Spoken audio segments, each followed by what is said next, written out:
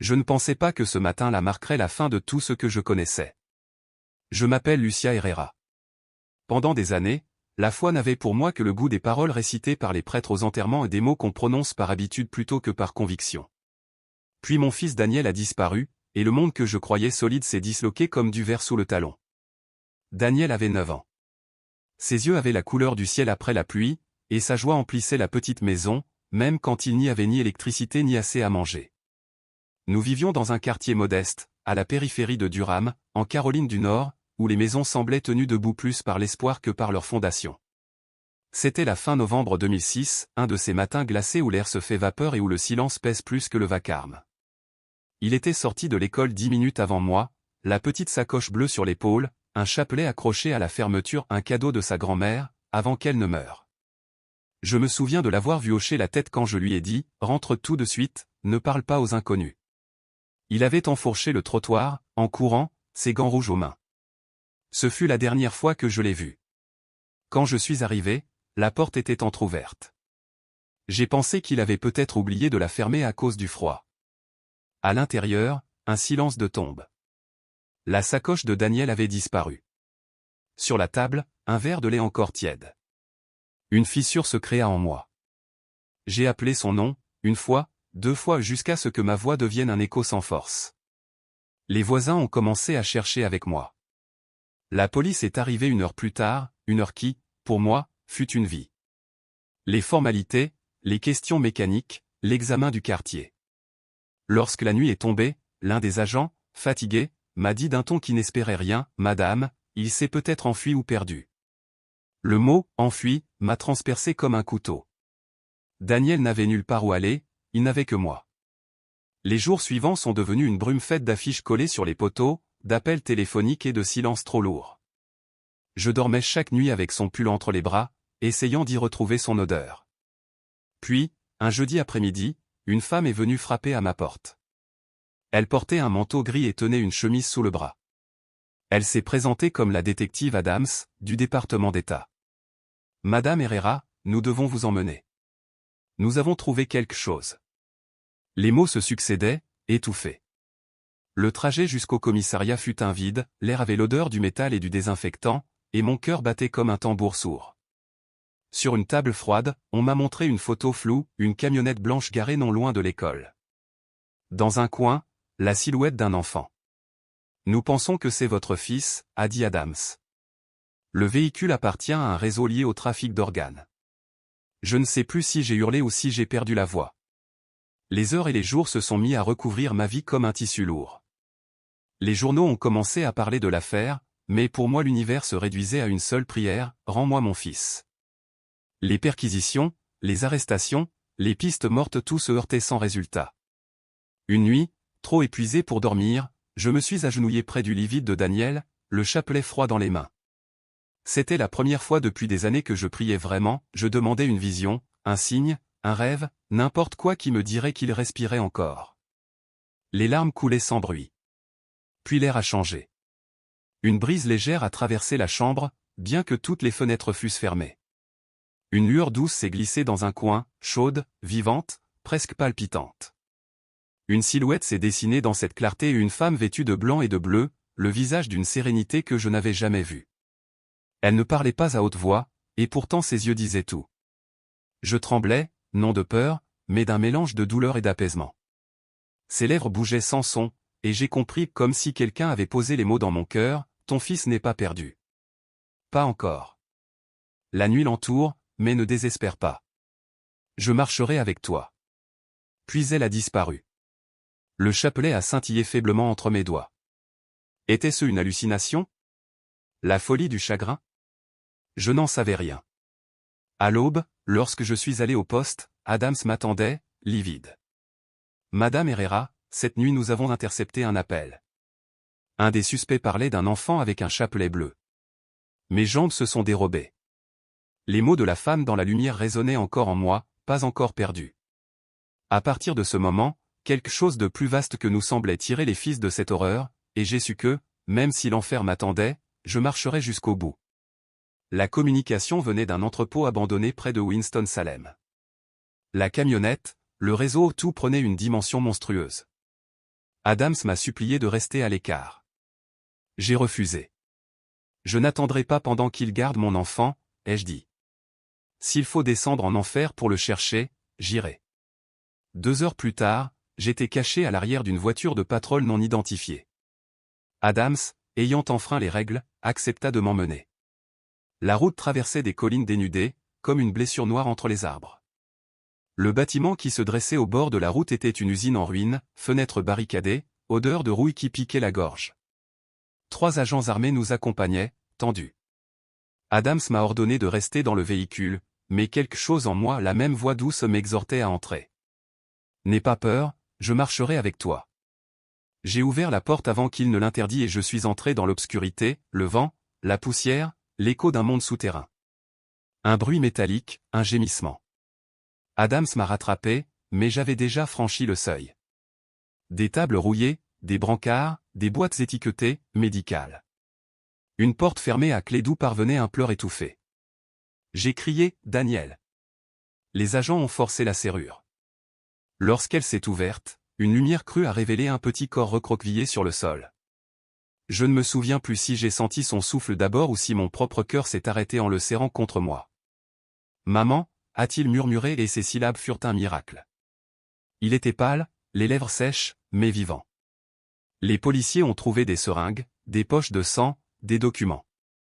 L'horreur avait un nom, une odeur, une matière, des preuves laissées dans ce lieu abandonné. Adams a appelé des renforts, sirènes, cris, caméras, le chaos.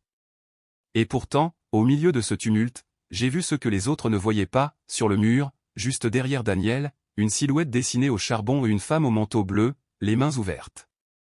Mon sang a gelé. C'était la même image que dans ma chambre. Daniel l'avait vue, ses yeux, grands et humides, la suivaient. Maman, dit-il d'une voix faible, quand j'avais peur, elle est venue et m'a dit de ne pas pleurer, elle a dit que tu viendrais. Je n'ai pas su parler. Les médecins nous ont séparés pour l'examiner. Ils ont dit plus tard que Daniel avait été drogué, miraculeusement, aucune extraction d'organes n'avait été constatée. C'est impossible, souffla une infirmière. Personne ne termina la phrase. Les jours suivants, Daniel est revenu à la vie doucement. Sa peau rosit, ses yeux retrouvèrent de la lumière. Mais quelque chose en lui avait changé, il ne riait plus avec la même légèreté, il passait des heures à fixer la fenêtre, comme s'il attendait une apparition. Un après-midi il prit ma main, « Maman, elle n'est pas partie. Elle dit qu'il y a d'autres enfants, et que nous devons les aider. » Sa voix était calme, mais ses mots gelèrent mon sang. J'ai tenté de croire que c'était l'effet du traumatisme, du sevrage, des médicaments. Pourtant, la même nuit, un appel anonyme me menaça d'un ton grave, « Ne vous mêlez pas de ça, Sonora Herrera. Vous ne savez pas à qui vous avez affaire. » Le combiné cliqueta. J'ai regardé le téléphone, immobile. Une tempête grondait dehors. Dans un éclair, j'ai cru voir la silhouette blanche se tenir à la porte de la chambre de Daniel. La peur était là, mais une résolution plus forte encore me traversait, cela n'était pas fini. Adams, qui venait me voir tous les jours, avait changé aussi. Ses yeux portaient désormais l'empreinte de quelqu'un qui avait vu plus qu'un dossier. Il continue d'opérer, me dit-il un matin. Nous avons trouvé des preuves dans l'orphelinat abandonné, photos, noms, dates. Dans une cloison, derrière une planche, une liste des noms de médecins, d'hommes d'affaires, certains avec des connexions politiques. Si nous rendons ça public, ils nous tueront, murmura-t-il. Si nous taisons, ils continueront. Je suis resté des heures, la liste entre les mains, à regarder Daniel jouer sans rire vraiment. La vérité brûlait dans ma paume comme un charbon ardent. La foi qui m'avait visité la nuit où j'avais prié commença à ressembler à une flamme plus large, si ce miracle avait sauvé mon fils, il était peut-être le signe d'un combat plus vaste. J'ai allumé une bougie devant l'image de la Vierge que j'avais accrochée au muret, silencieusement, j'ai dit, si tu m'as choisi pour cela, donne-moi la force. La flamme bondit, plus haute qu'à l'habitude, un éclat bleu remplit la chambre et une voix douce comme le fer murmura dans mon esprit, ce n'est pas fini. Ce qui a commencé avec un enfant finira par la vérité. Je sus, alors, que le miracle n'avait pas été qu'un salut individuel, c'était le début d'une lutte pour arracher d'autres enfants à l'obscurité.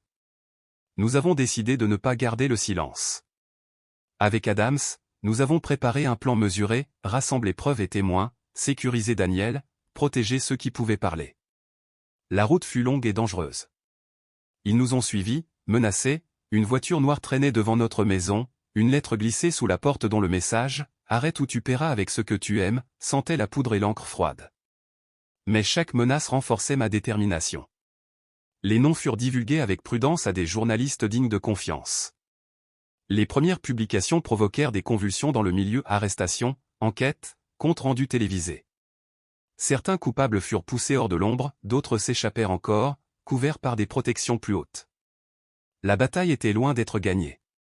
Des hommes de pouvoir tentèrent d'étouffer l'affaire, mais les témoignages affluèrent, des familles retrouvèrent des enfants, d'autres pleurèrent encore, la douleur resta immense. À chaque étape, je sentais la présence de la femme au manteau bleu comme un fil ténu qui me guidait. Parfois, tard le soir, je la voyais, une forme de lumière dans le seuil d'une église, une impression sur la pierre d'un mur. Daniel, lui, regardait le ciel avec une sagesse qui dépassait son âge. Il parlait des autres enfants, nommait des visages qu'il avait vus dans ses rêves. Nous avons commencé à aider les familles à s'organiser, à créer des groupes pour alerter, pour prévenir, pour surveiller. Au fil des mois, des avancées furent faites. Certains responsables furent inculpés, des réseaux démantelés, des procédures ouvertes. D'autres restèrent intouchables, tapis derrière des bureaux et des protections. La victoire fut partielle, lente, amère parfois, mais chaque enfant retrouvé redonnait sens et force à notre combat. Mon cœur se fendait et se réparait 1000 fois. Je n'ai jamais su exactement qui était la femme vêtue de blanc et de bleu. Peut-être une apparition de ma foi réveillée, peut-être une mémoire collective des mères, peut-être une forme de courage prise en image. Peu importe. Elle m'avait offert une promesse et, surtout, la capacité de la tenir. Aujourd'hui, nous continuons à marcher. Nous avons fondé un petit réseau d'entraide, relié des familles, signalé des lieux sombres. Ce que j'ai appris, en regardant Daniel dormir la nuit, c'est que la lumière peut naître au cœur même de la nuit la plus épaisse. La peur nous accompagne, elle s'accroche comme une ombre fidèle. Mais la foi, quelque forme qu'elle prenne, est une lampe que l'on porte pour éclairer le pas suivant. Je ne suis plus la femme qui pensait que la foi n'était qu'un mot, elle est devenue mon bras, mon arme, mon abri. Si je devais résumer tout ce chemin, je dirais ceci, nous avons perdu l'innocence, mais nous avons gagné une mission. Chaque nom retrouvé sur une liste, chaque enfant ramené à ses bras, chaque menace qui tombe comme un masque arraché, tout cela nous rappelle que même auprès du pire, il existe des forces qui nous poussent à ne pas céder. Et si la route continue d'être dangereuse, je la parcourrai encore, parce que quelqu'un m'a dit, dans une lumière qui ne ment pas, je marcherai avec toi. Je me souviens encore du coup sourd de sa main sur la table. Je te l'avais dit, gronda Théil. Il savait qu'on les suivait. Et maintenant? Que va-t-on faire? Demandai-je, la gorge serrée. Son regard, mélange de rage et de désespoir, me transperça. Les protéger, mais ne fais confiance à personne. Pas même à moi. Si le moment arrive, tu sauras. Je quittai l'immeuble en titubant, le sol semblait se dérober sous mes pas. Cette nuit-là, je priais plus que je ne l'avais jamais fait. Devant l'image de la Vierge, je suppliais pour la lumière, la force, le courage. Une brise légère parcourut la pièce, les flammes des bougies s'inclinèrent vers l'est. Un reflet apparut un instant dans le miroir, une femme au manteau bleu. « N'aie pas peur », murmura-t-elle. L'obscurité chancelle lorsque la vérité approche. Le lendemain matin, Adams m'appela d'une voix tremblante. Ils ont retrouvé un des noms de la liste. Un médecin. Officiellement un suicide, mais on sait bien que ce n'en est pas un. Ils effacent leurs traces. Nous nous rencontrâmes dans un café en périphérie de la ville. Il avait le visage creusé, les yeux cernés d'insomnie. « Lucia, écoute-moi. Il y a une taupe dans le département. Quelqu'un vend nos informations. Je ne peux plus faire confiance à mes supérieurs. Alors que faire? Des preuves, il nous faut des preuves irréfutables. Sinon, tout sera enterré. » Je ne sais pourquoi, les mots me vinrent sans réfléchir. Et si la Vierge nous montrait la voie? Il eut un sourire las. Je ne sais pas si je crois en ça, mais ce qui te guide, toi, te garde en vie. Les semaines suivantes furent un enfer. Chaque indice nous menait vers un autre plus sombre, clinique privée, fausse fondation, dons charitables transformés en transactions de mort. C'était un monstre à 1000 têtes, nourri par le silence. Une nuit, tandis que j'examinais des dossiers chez moi, Daniel s'approcha. « Maman, j'ai encore rêvé d'elle. De qui, mon cœur? De la dame. Elle m'a dit qu'un des hommes méchants est tout près. Qu'il a peur. Que son âme brûle. Je tentais de sourire, mais tout mon corps se raidit. Tu te souviens de son nom? Non, mais il portait une croix autour du cou. Quelques heures plus tard, Adams m'appela. Quelqu'un veut parler. Il dit avoir des preuves, mais il craint pour sa vie. Il t'attend dans une vieille église au sud de Raleigh. L'endroit tombait en ruine. Nous entrâmes avec nos lampes, les pas résonnant sur la pierre froide. Un homme attendait, assis devant l'autel, tremblant. Une croix d'acier pendait à son cou. Je m'appelle Thomas, dit-il d'une voix brisée. J'ai travaillé pour eux. Adams s'approcha prudemment. Qu'est-ce que vous savez, Thomas? L'homme sortit un paquet jauni et humide. Voici les vrais noms, les comptes, les lieux où ils cachent les enfants. Je l'ai fait pour l'argent, mais, je ne peux plus me taire. Une lumière me hante depuis des nuits. Une voix. Je le fixai, glacé. Une femme en blanc? Ses yeux s'écarquillèrent. Oui. Elle m'a dit que je devais confesser avant de mourir. Un coup de feu claqua, sec. Thomas s'effondra. Le sang coula sur le sol, sa croix étincelant dans la lueur vacillante. Je hurlai. Adams me tira derrière une colonne. Dehors, un moteur rugit et disparut dans la nuit. Lorsque nous revînmes vers le corps, Thomas ne respirait plus.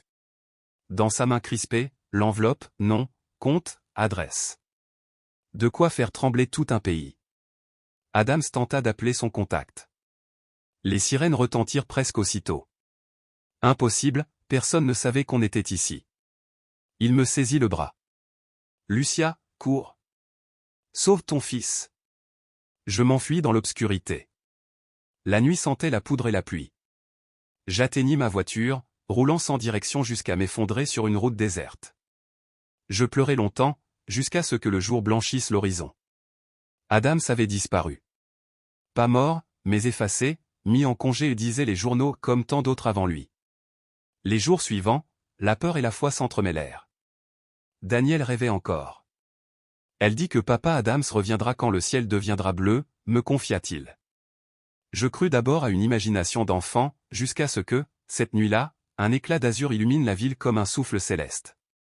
Le téléphone sonna. Lucia, murmura une voix. C'est moi. Adams. Je suis vivant, mais pas pour longtemps. Ce que nous avons trouvé dépasse tout. Ils savent où tu es. Protège l'enfant. Ne fais confiance à personne, pas même à l'église. Puis la ligne se coupa. Le silence qui suivit était si dense que j'entendais battre le temps. Je m'agenouillai devant la Vierge. Montre-moi la lumière, même si elle me consume. Une larme tomba sur le chapelet. L'image s'auréola d'une clarté vive. Daniel se réveilla et se jeta dans mes bras.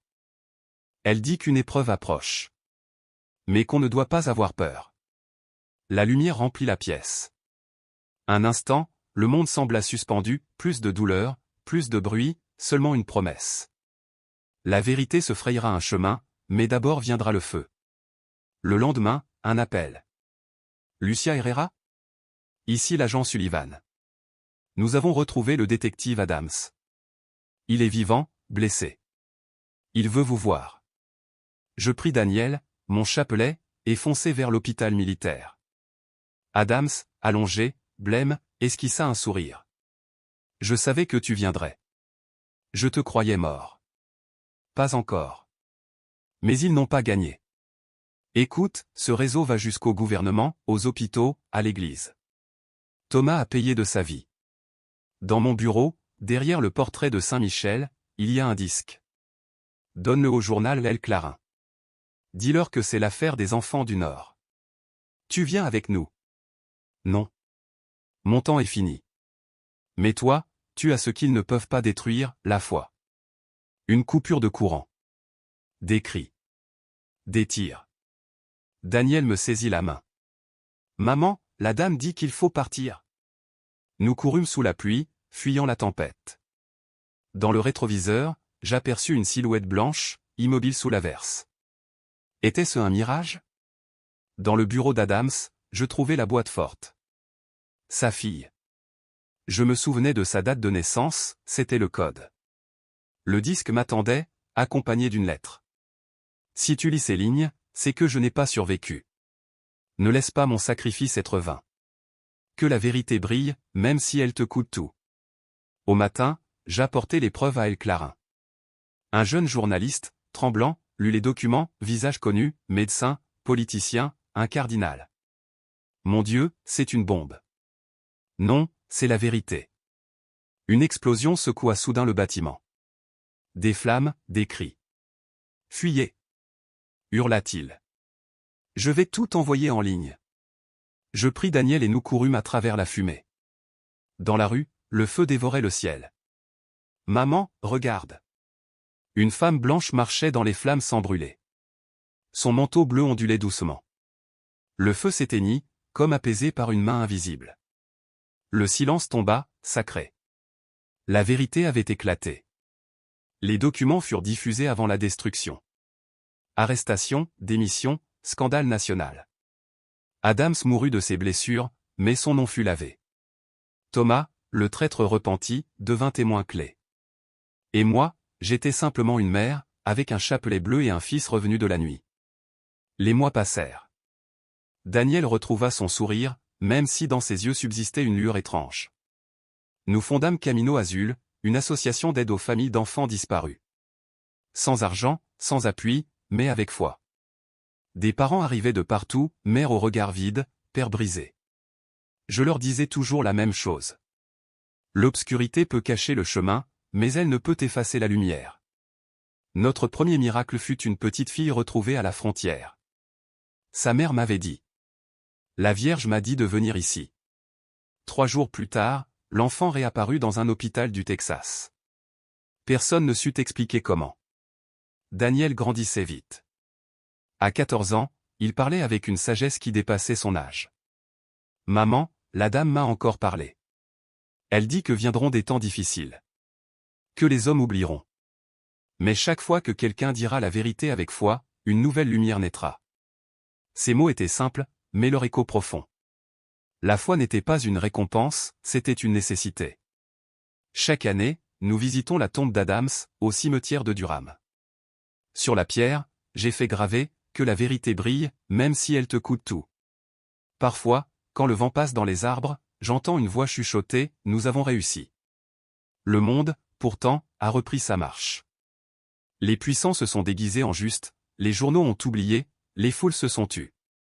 Mais certaines vérités refusent d'être enterrées. De temps à autre, une mère frappe à ma porte, photo en main. On m'a dit que vous pouviez m'aider. Je lui offre du café, une écoute. Parce que la foi commence souvent par ne plus être seul. Un soir d'automne, Daniel entra en courant avec une enveloppe. Maman, c'était dans la boîte. Pas de nom.